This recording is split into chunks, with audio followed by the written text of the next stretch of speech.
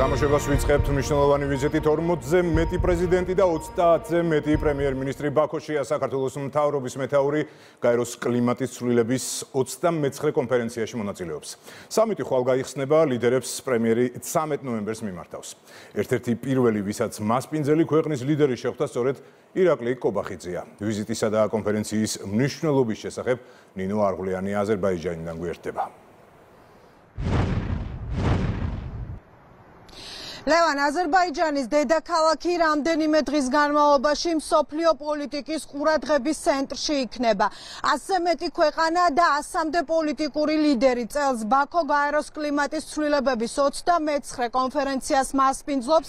კონფერენციის ოფიციალურ გახსნამდე კი ერთ-ერთი პირველი, ვისაც მასპინძელი ქვეყნის პრეზიდენტმა ილჰამ ალიევმა უმასპინძლა საქართველოს პრემიერ-მინისტრი ირაკლი კობახიძე იყო. მხარეებმა დახურულ შეხვედრაზე ისაუბრეს თანამშრომლობაზე, ურთიერთობების გაღრმავებაზე და იმ პროექტებზე, რომელიც ბაქოს და თბილისს, საქართველოსა და აზერბაიჯანს უკვე წლებია აკავშირებს. ისაუბრეს ენერგეტიკაზე, ასევე დაკავშირებადობაზე და ბუნებრივია რეგიონში არსებულ გამოწვევებზე. ორივე ქვეყნის ლიდერი თანხმდება, რომ იმისთვის, რომ რეგიონში იყოს მშვიდობა და სტაბილურობა, ამისთვის ორივე ქვეყანა მაქსიმუმს გააკეთებს. შეხვედრის შემდეგ გავიგეთ, რომ ირაკლი კობახიძემ ილჰამ ალიევი ოფიციალურ ვიზიტით საქართველოში მოიწვია.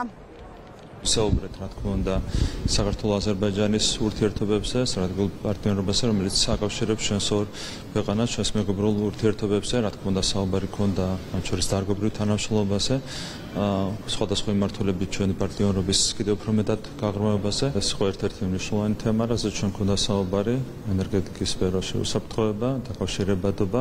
ჩვენ გვაკავშირებს უკვე ძალიან მნიშვნელოვანი სტრატეგიული პროექტები და ასევე ერთად მუშაობთ, რა თქმა უნდა, ამ მიმართულებით თანამშრომლობის კიდევ უფრო მეტად გაღრმავებაზე, მათ შორის შუა დერეფნის ინიციატივის ფარგლებში, რა თქმა უნდა, კიდევ უფრო გაღრმავდება ჩვენი პარტნიორობა.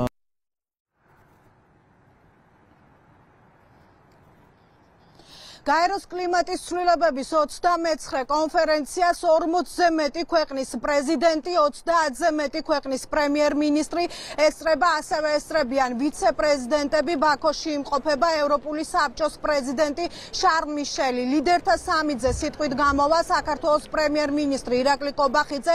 ირაკლი კობახიძე ყურადღებას გაამახვილებს იმ გამოწვევებზე, რომელიც გარემოსთან მიმართებაში საქართველოს აქვს და იმ მიღწევებზე, რომელიც სწორედ ამ მიმართულებით ქართული ოცნების ხელისუფლების პირობებში გადაიდგა. ასევე ისაუბრებს იმ საკითხებზე, რომელიც უკავშირდება გარემოს და რომელიც ჩვენს ქვეყანას კონსტიტუციურ დონეზე აქვს გარანტირებული. რამდენიმე დღის განმავლობაში COP29-ის ფარგლებში მსოფლიო ლიდერები იმსჯელებენ, თუ რა გავლენა აქვს კლიმატის ცვლილებებს ჰუმანიტარულ და ეკონომიკურ ცხოვრებაში და იმსჯელებენ ემისიების შემცირებაზე, რის გარეშეც გლობალური დათბობისგან გამოწვეული საფრთხეების არიდება შეუძლებელი იქნება. საქართველოს მთავრობა ძალიან დიდ ყურადღებას უთმობს გარემოს საკითხებს. ჩვენთვის ეს არის ერთ-ერთი უმნიშვნელოვანესი გამოწვევა.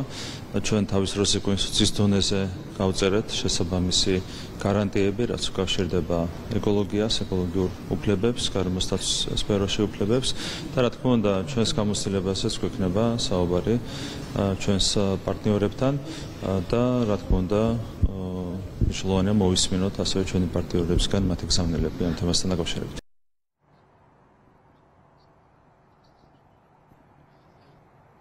კონფერენციაში მონაწილე ლიდერებს უმასპინძლებს გაეროს გენერალური მდივანი ანტონიო გუტიერეში და ასევე აზერბაიჯანის პრეზიდენტი ილჰამ ალიევი. რამდენიმე დღის განმავლობაში საქართველოს დელეგაციის ხელმძღვანელი, საქართველოს პრემიერ-მინისტრი და ასევე მინისტრთა კაბინეტის წარმომადგენლები